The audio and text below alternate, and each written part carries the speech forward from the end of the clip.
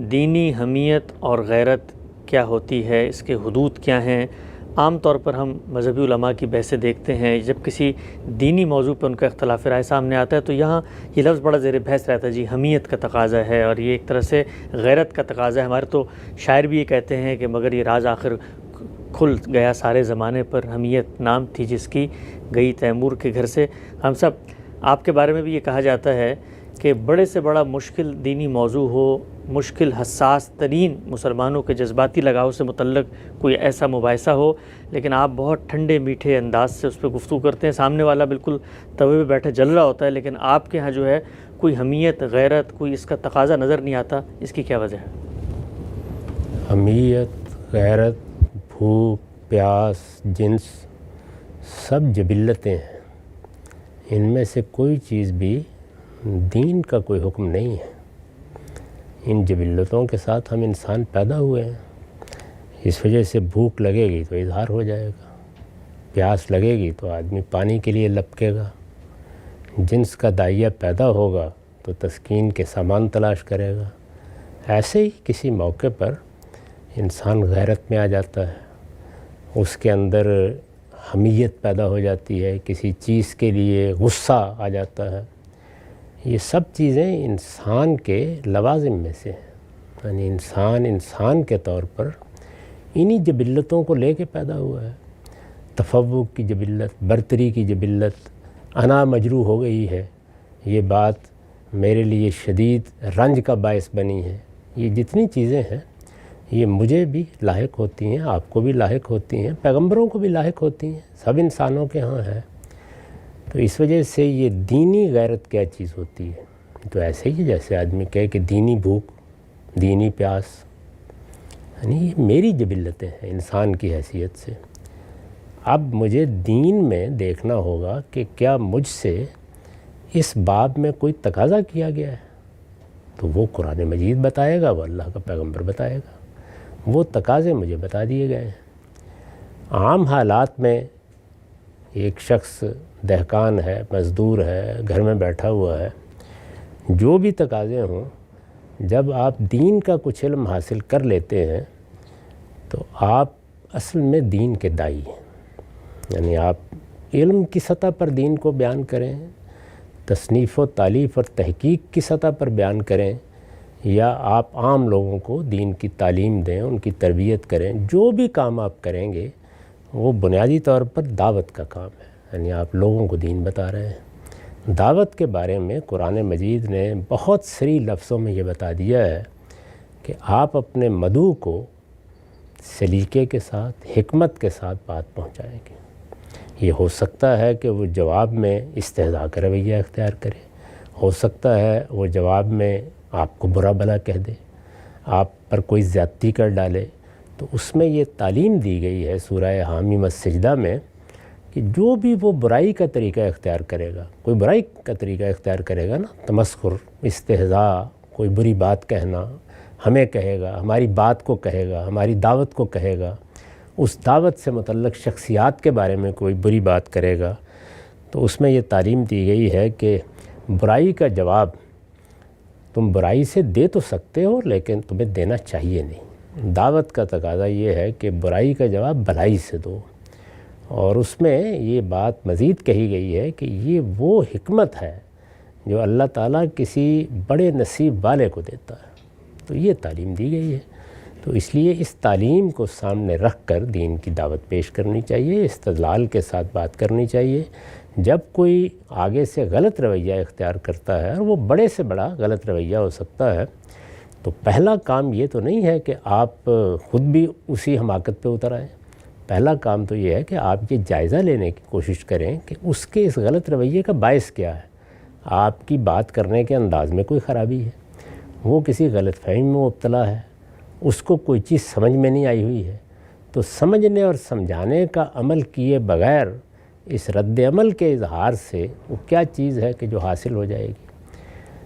تاہم اس کے ساتھ ہمیں یہ بھی بتایا گیا ہے کہ جہاں نہ کوئی دعوت کا موقع ہے، نہ بات کرنے کا کوئی محل ہے، کوئی چوپال لگی ہوئی ہے، کسی کلب میں بیٹھے ہوئے ہیں، وہاں لوگ احمقانہ باتیں کرنا شروع ہو گئے ہیں۔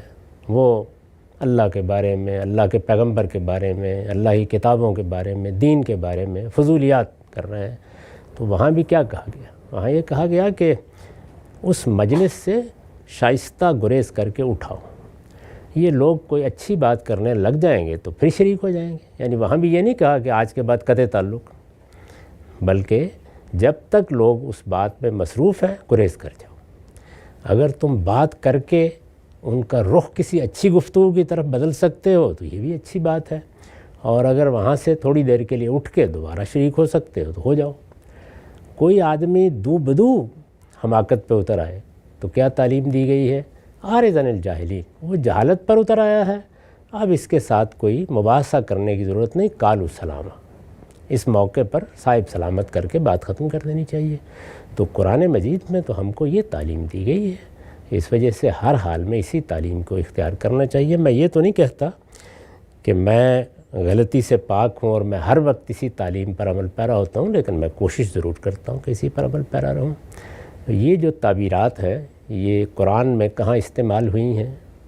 یعنی کہیں آپ نے دیکھا ہے کوئی دینی غیرت، دینی حمیت نام کی کوئی تعبیر اختیار کی ہو قرآن مجید میں؟ قرآن مجید اور پیغمبر کی تعلیمات ان سے ویسے ہی ناواقف ہیں. یہ تو انسانی جذبات احساسات ہیں. ہر آدمی میں غیرت ہوتی ہے، ہر آدمی میں حمیت ہوتی ہے، ہر آدمی میں غصہ ہوتا ہے. اصل سوال یہ ہے کیا میرے دین میں ان چیزوں کو کوئی دینی غصہ اور دینی غیرت بنا کر اس کے اظہار کا مجھے حکم دیا گیا ہے، یا اسے کوئی پسندیدہ چیز قرار دیا گیا ہے؟ دین کی تعلیمات وہ ہیں جو میں نے آپ کے سامنے رکھ دی. ٹھیک. اچھا، ہم سے جواب یہ فرماتے ہیں کہ یہ انسانی فطرت کے داعیات ہیں، اندر موجود ایک پوٹینشیل چیز ہے، اس کی جبلت کے تقاضے ہیں، لیکن ہم دین پر بھی تو عمل نہیں کر سکتے. اب مثال کے طور پہ یہی غیرت حمیت نہ ہوتی تو کون شخص ہے جو اٹھے گا اور جنگ میں نکل جائے گا دین کی خاطر، یا کون شخص ہے اس کی کمر پہ پتھر رکھا جائے گا اور وہ غیرت سے یہ کلمہ نہیں کہے گا کہ فدا کا امی وابی.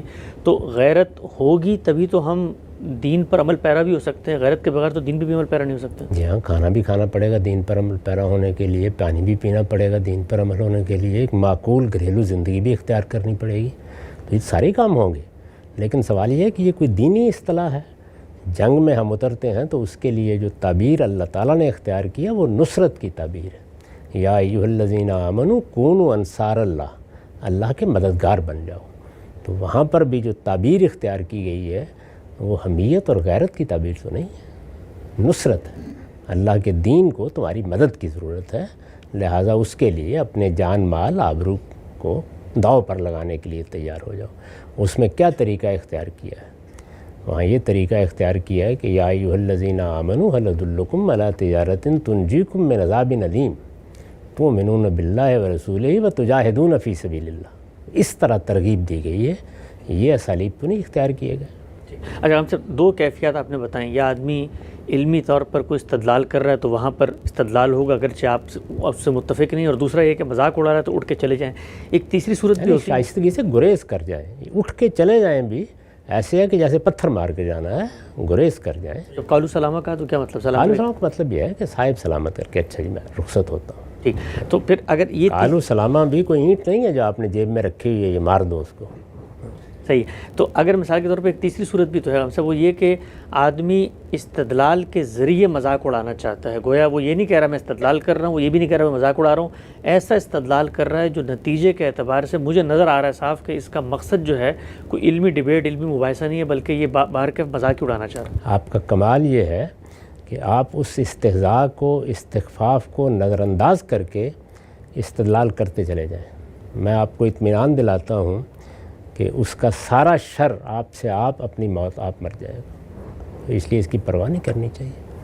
یعنی ہمیں تو بہرحال استدلال ہی کرنا ہے. ہمیں تو یہاں تک تعلیم دی گئی کہ تم کبھی بتوں کو، جو شرک کی علامت ہیں، جو سب سے بڑا گناہ ہے، ان کو دشنام کا ہدف نہ بناؤ، کیونکہ اگر تم نے ان کو دشنام کا ہدف بنایا تو وہ جواب میں تمہارے بزرگوں کو، تمہارے پروردگار کو دشنام کا ہدف بنا لیں گے. یہ تعلیم دی گئی کہ اپنی طرف سے پرووک نہیں کرو صورتحال کو.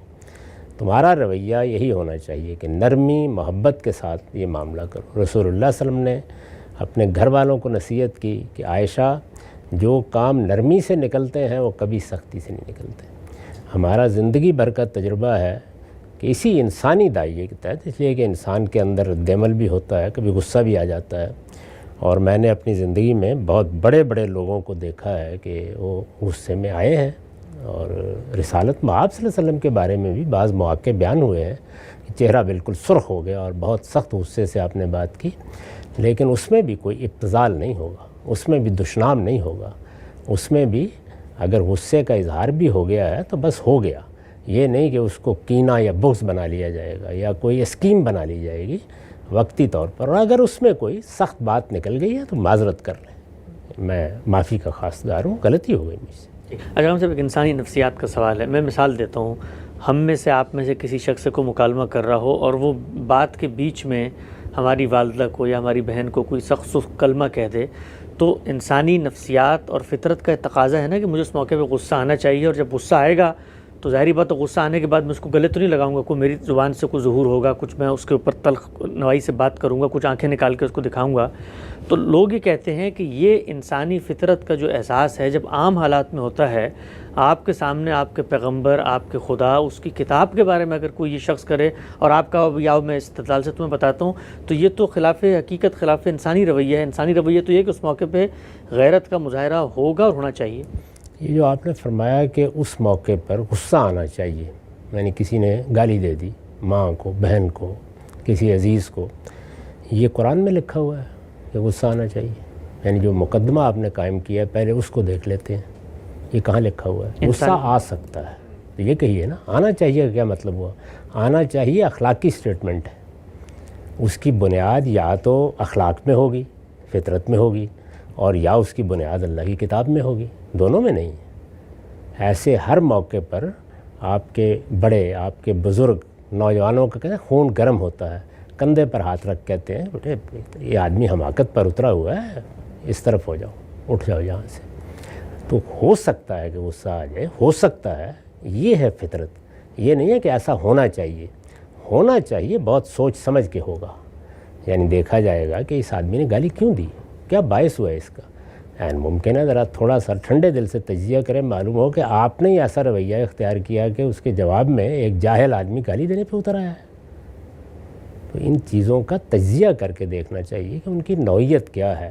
یہ چاہیے کا لفظ جب ہم لوگ استعمال کرتے ہیں تو بتانا چاہیے کہ یہ چاہیے کس جگہ لکھا ہوا ہے۔ کتاب فطرت میں لکھا ہوا ہے تو ذرا پڑھ کے سنائیے، اور خدا کی کتاب میں تو میں نے عرض کر دیا کہ وہ ان الفاظ ہی سے خالی ہے، وہاں تو اس سے الٹ ساری تعلیمات دی گئی ہیں، بار بار کہا گیا ہے، بلکہ جو حکمت عملی کی آیت ہے قرآن مجید میں دین پیش کرنے میں، اس کے الفاظ دیکھیے کیا ہیں، ادعو الی سبیل ربک بالحکمت والموعظۃ الحسنہ۔ تم کو جب بھی کبھی خدا کی بات لوگوں تک پہنچانی ہو تو حکمت، دانائی، استدلال کے ساتھ بات پہنچاؤ۔ نصیحت کرنی ہے تو اچھے طریقے سے نصیحت کرو، وجادلہم باللتی احسن، وہ جھگڑے پر اتر آئیں، مباحثے پر اتر آئیں، تمہیں احسن رویہ اختیار کرنا ہے۔ اور اسی باب میں وہ فرمایا کہ برائی کا جواب بھلائی سے دینا ہے ہر حال میں۔ تو مجھے یہ سوچنا چاہیے کہ یہ آدمی اس وقت گالی دینے پہ اتر آیا ہے تو مجھ سے کوئی غلطی ہوئی ہے، یعنی پرابلم کیا ہے؟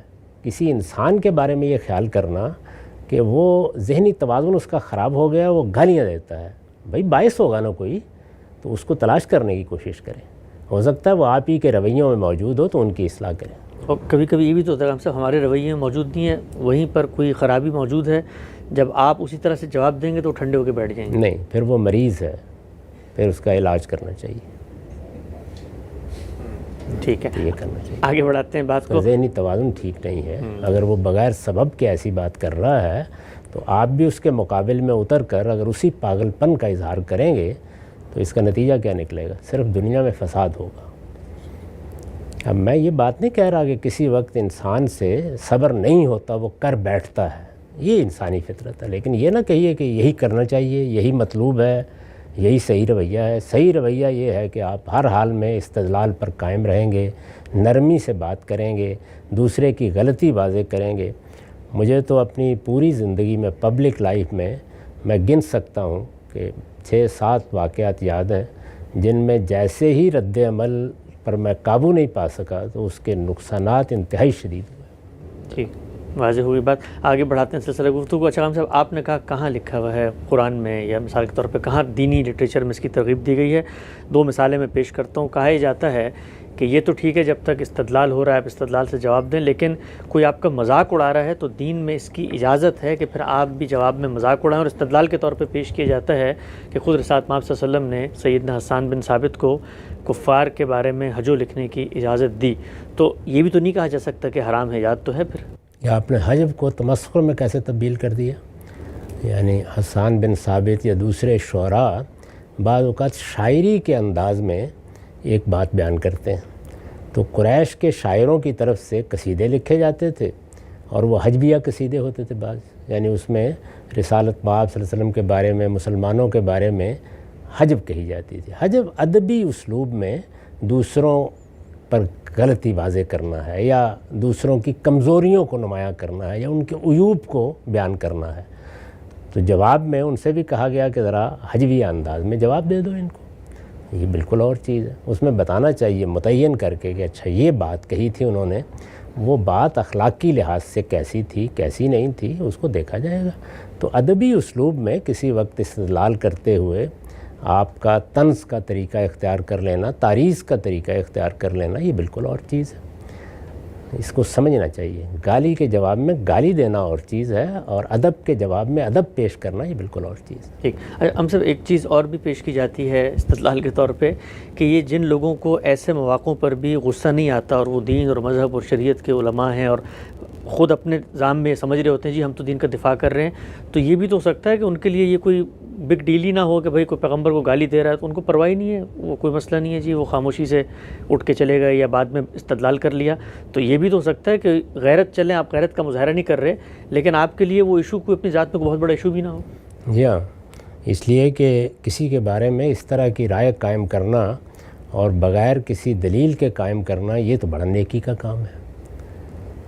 اللہ تعالیٰ نے ہمیں مسلمانوں کے بارے میں کیا تعلیم دی ہے؟ اجتنبوا کثیرا من الظن ان بعض الظن اسم، یعنی گمان کرنا چاہیے، دوسروں کی نیت متعین کرنی چاہیے، اس کے محرکات طے کرنے چاہیے کہ یہ وجہ ہوگی۔ یعنی ممکن ہے کہ اسباب بالکل مختلف ہوں، یعنی آدمی نے بڑی مشکل سے دوسرے کے دشنام کو برداشت کیا ہو، اللہ تعالیٰ پر بھروسہ کر کے اپنے جذبات کو کنٹرول کیا ہو، وہ چیز حاصل کی ہو جس کو اللہ تعالیٰ نے یہ کہا ہے کہ ایسے موقعوں پر صبر کرو، اور یہ صبر وہ حکمت ہے کہ جو بڑے نصیب ور کو ملتی ہے۔ تو آپ ایک صابر انسان کے بارے میں جو ہو سکتا ہے کہ اپنے اندر میں یعنی بہت بڑے مراحل سے گزرا ہو اور تب اس نے اپنے اوپر قابو پایا ہو، یہ کہہ رہے ہیں کہ ہو سکتا ہے اس کو پرواہ ہی نہ ہو۔ میں نے ایک مرتبہ دیکھا ہمارے بزرگ مولانا سید ابواللہ صاحب مودودی سے کسی نے کہا کہ مجلس میں بیٹھے ہوئے کہ آپ پر لوگ تنقیدیں کرتے ہیں، ہر دوسرے دن ایک تنقید ہو رہی ہوتی ہے، اور بعض اوقات لوگ استخفاف کرتے ہیں، کوئی کہے گا کہ ان کا علم ایسا ہے، کسی نے یہ بات کہی کسی نے، تو آپ کو اس پہ غصہ نہیں آتا؟ تو انہوں نے کہا یہ میری جو صحت آپ دیکھ رہے ہیں یہ انہی چیزوں پر صبر کے نتیجے میں اس جگہ پہنچ گئی۔ تو انسان پر کیا گزرتی ہے وہ ایک الگ چیز ہے، یہ حق آپ کو کس نے دیا ہے کہ آپ محرکات طے کر کے فتویٰ صادر کریں کہ غالباً پرواہ ہی نہیں ہوگی۔ ٹھیک ہے، ہم سے نقطہ آپ نے واضح کیا، گفتگو کا خاتمہ کرتے ہیں آخر میں ایک ہلکی پھلکی سی بات۔ ہم سے لوگ یہ بھی کہتے ہیں کہ غامدی صاحب کو چلو غصہ نہیں آتا، بڑی ٹھنڈی میٹھی باتیں کرتے ہیں، لیکن وہ میٹھی میٹھی باتوں میں ایسا جملہ کہہ دیتے ہیں کہ اگلا آدمی جو ہے نا اس کو بہت غصہ آ جاتا ہے۔ مثلا وہ جو ہے وہ کوئی 10 منٹ استدلال کرے گا اور غامدی صاحب کہیں گے جی اس کا تو دین سے کوئی تعلق ہی نہیں ہے، تو اب وہ تو بیچارہ غصے میں پنپ رہا ہے نا، اس کا کیا حال ہوگا؟ اس کو بھی صبر کی تربیت دینا مقصود ہوتا ہے۔ ٹھیک ہے، ہمارا وقت یہاں پہ ختم ہوتا ہے، انشاءاللہ دوبارہ حاضر خدمت ہوں گے، اب تک آپ کا بہت شکریہ۔